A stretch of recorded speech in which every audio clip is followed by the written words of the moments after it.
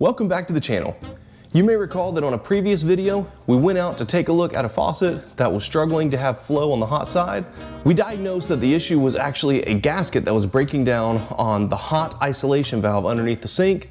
At the time, I mentioned that I was going to discuss with the customer the potential to go ahead and replace those valves. She authorized replacement, and we're back here today. We're gonna take care of that together. So I'll show you what we got. So I already have water shut off to the home, and I've opened up a spigot on the low point to drain down some of the pressure. Now we are going to go ahead and open up the hot side to the dishwasher. We're gonna replace all three of these valves right here. These are all gate style products. We're gonna put new ball style products in. They're much better quality. So we're gonna open up the hot side of the dishwasher, let that drain into our handy Derblau kit. I have got my pump on standby so we can pump things into the sink and keep things clean, keep things dry, get this job taken care of. So I'm gonna start by turning this valve off just so I have full control. I don't know exactly how much pressure is gonna come out at first. I'm then going to disconnect the supply line.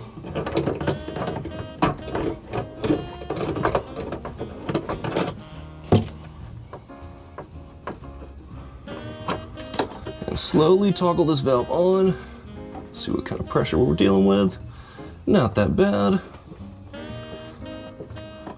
In fact, we're almost dying out right away, so that's nice.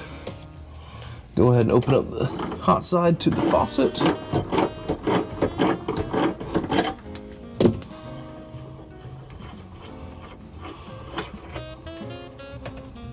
Perfect.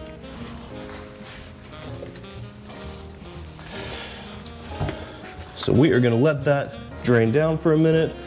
Once that's reached a point where either it's completely stopped draining or it's slow enough that we can work with, we will get that line cut open, install a new T, and put some new shutoff valves on. Now, while we are waiting for that to drain down, we're also going to take a quick look at the cold side, see what kind of pressure we may have coming out of here.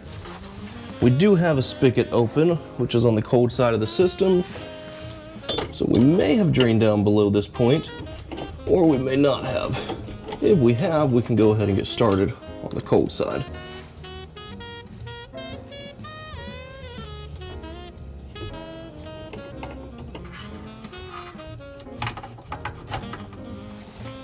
Go ahead and put a few towels down just to catch any water that may start to come out as we test this out.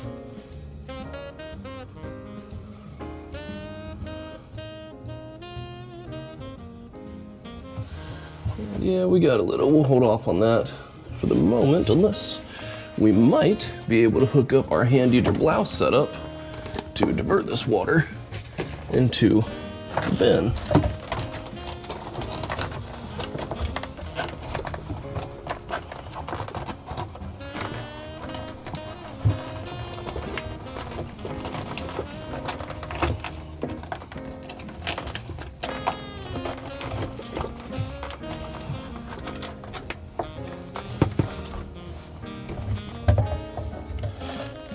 If you haven't seen my recent video, I just purchased this Derblau set. I'm absolutely loving it so far. It was quite the challenge to figure out how to get a hold of here in the States, but managed to get that figured out. So I'm still learning best use scenarios with it, but I'm going to try to get this water to deter down into the bucket so that we can work on draining both hot and cold at the same time.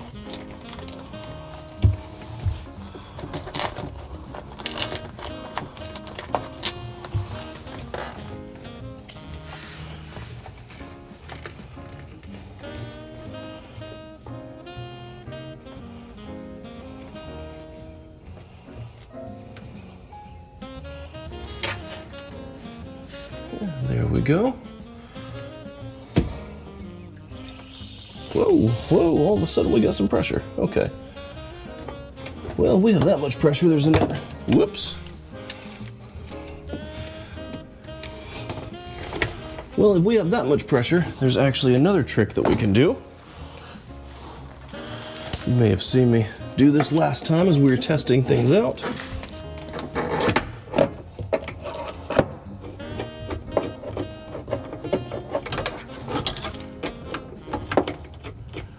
We can go ahead and hook up a new supply line to the shutoff valve. Go ahead and tighten it down just a little bit, since that was a decent bit of pressure. I'm not sure where that was coming from. And direct that into the bucket. Open things wide open. At this point, we're actually nearing a place where we can go ahead and cut out the T on the hot side. I'm gonna go ahead and bring in a little bit of 1/2" CPVC, and we'll be ready to tackle this.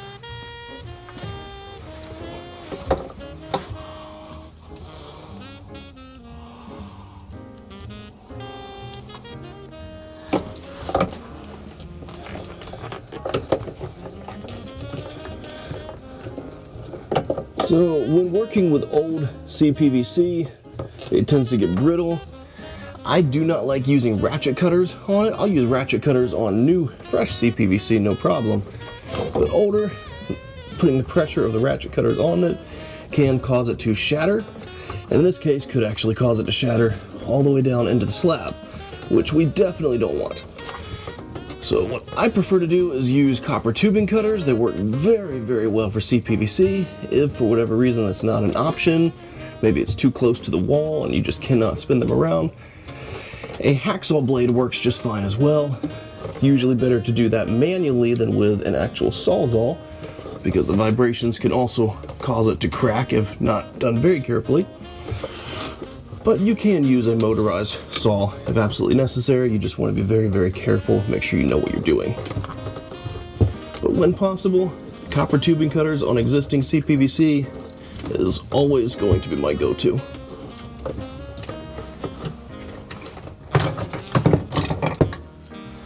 All right.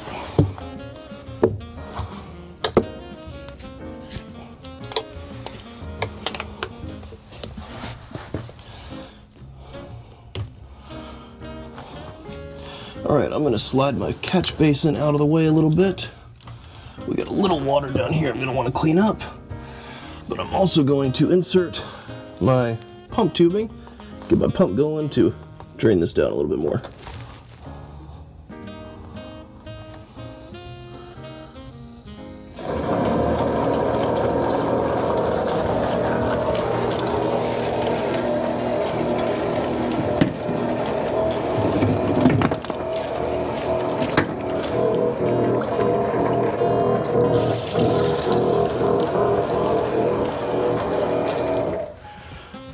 Right.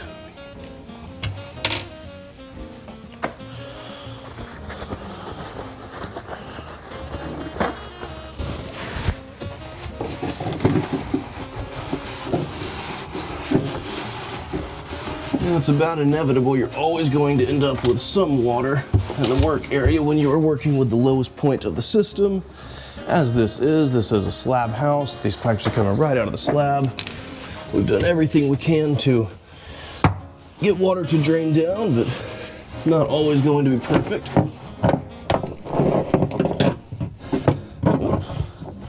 Didn't mean to drop you.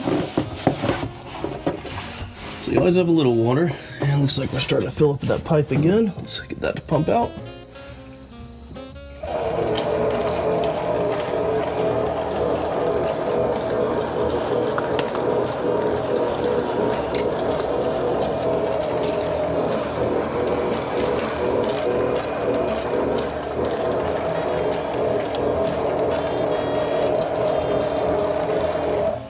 Okay, we are going to go ahead and prep the area to make our first solvent weld connection.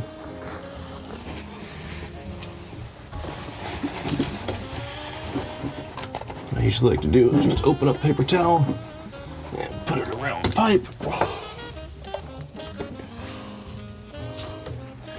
And go ahead and get our OD Orange Lava. This is one step. CPVC glue does not require a separate primer. And I'm just gonna push and spin. I do like to clean up the glue joints from the fitting. Just makes it a little bit more professional.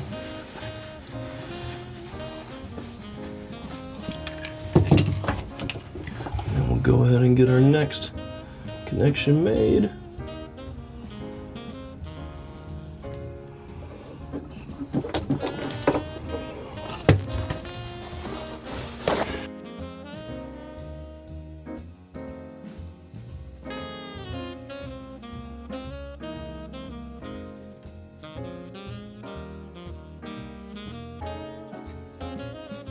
Now, I am not typically a fan of CPVC pipe. There are very few instances where I would opt for CPVC pipe. However, they have CPVC in place right now, and the other option that I would use here would be a shark bite connection. I just didn't see the point in doing a shark bite connection on the system, so I elected to go back with CPVC for this job. Okay, that is not applying. That pipe must be wet. See, we have some water coming out. Now, you can make connections when it starts to trickle out. Now we're getting a little bit much. Let's fix that real quick. Okay, come on.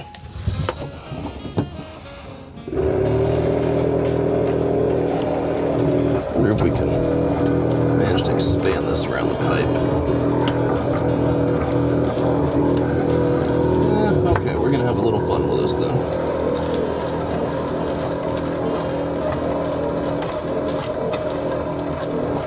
Okay, we're gonna go with that real quick. Oh my goodness.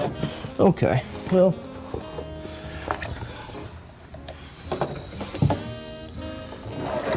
Go on.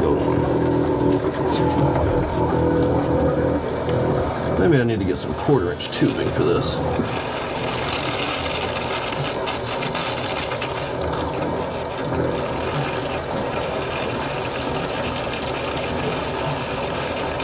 Let's just go ahead and get this to pump out some more of this water. I can taste that glue in the air.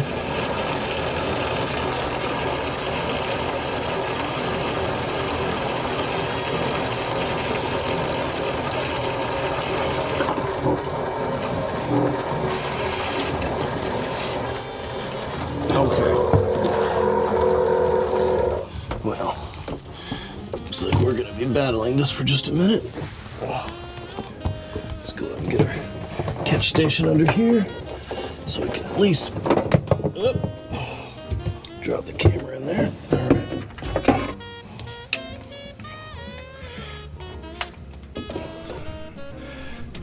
Okay, so this is where Shark Bite is actually a good product. You don't have to worry about battling with water, because if there's water, it's still gonna seal. Can't necessarily say the same thing with this much water coming out of the CPVC. But we'll get that squared away in a moment. We'll go ahead and start with our top connection. Go ahead and get this one made.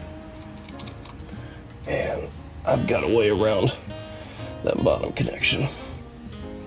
So I'll put that in place. There's our new hot shutoff valve for the faucet. That's the one that, if we were only doing one, really needed to be replaced. The other two are definitely well worth doing also though. Now we're gonna see.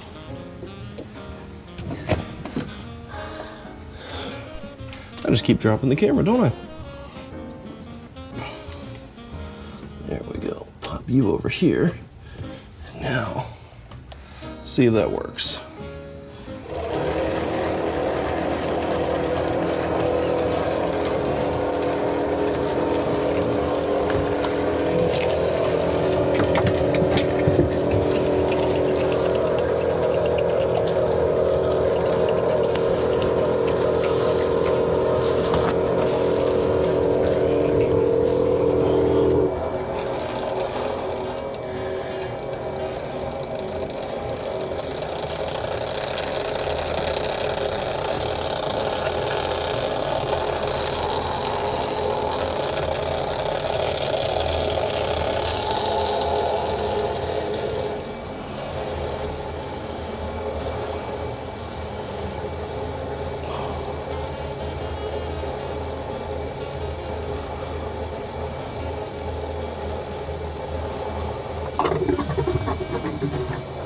That's working. Should be able to do this enough to make a nice quick connection. Here we go. Pipe. Fitting. And go. There we go. Try to protect my blouse setup from the glue. And off. Okay. Close that up. Close that up. Get my tubing back. And that's the hot side complete. So once I'm completed with this job, I'm actually heading over to get a TDAP booster.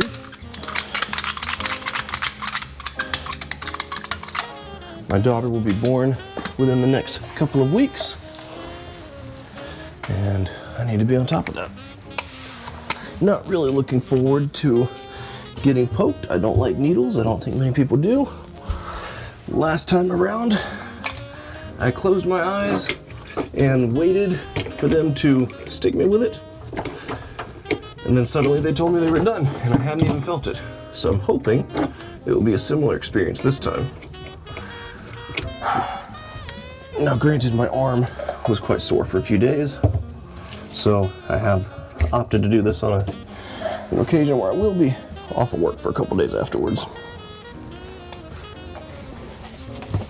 So, looks like we got somebody else did not clean up their glue joint, and it's trickled down the back of this pipe. So let's clean that up a bit and get a nice smooth spot on the pipe. There we go. Should be able to attach to that.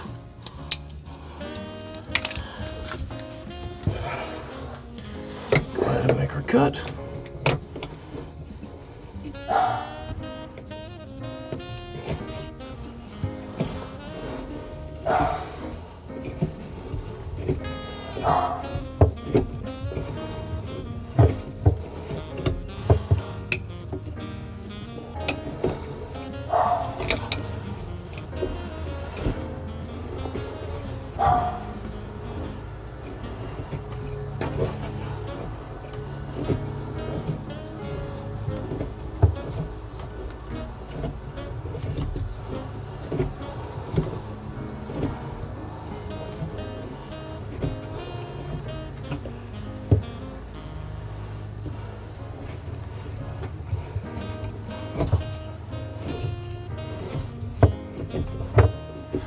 Granted, using the copper tubing cutters does take a little longer, but you get a nice clean cut.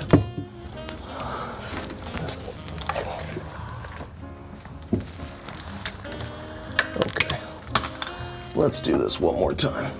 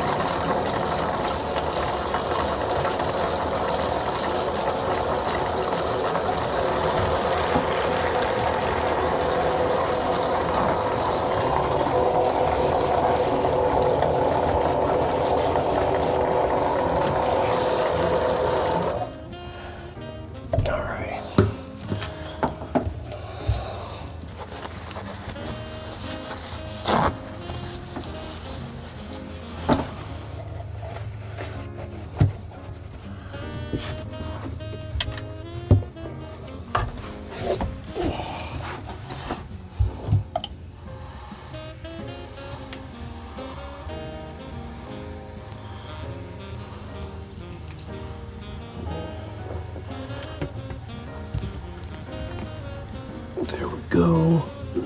Transition down to 1/2 inch.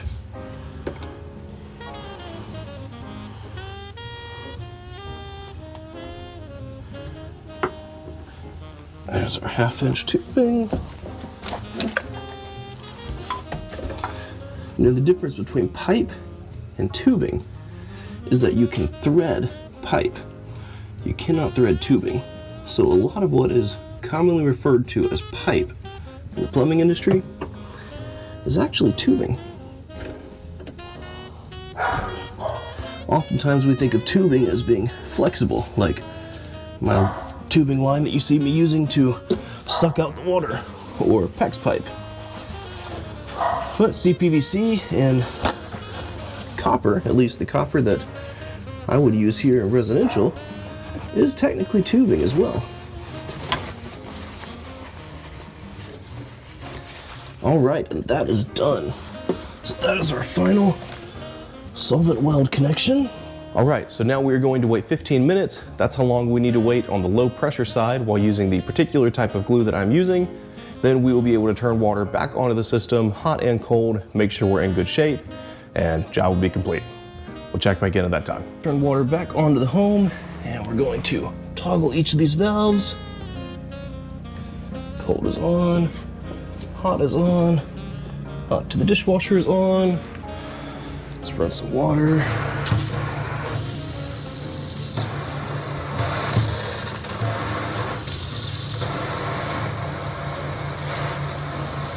Consistent temperature, consistent volume.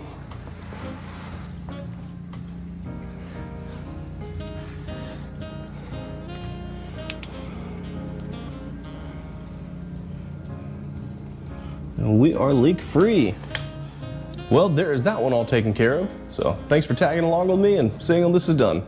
Subscribe if you'd like to see more videos like this, and I'll see you in the next one.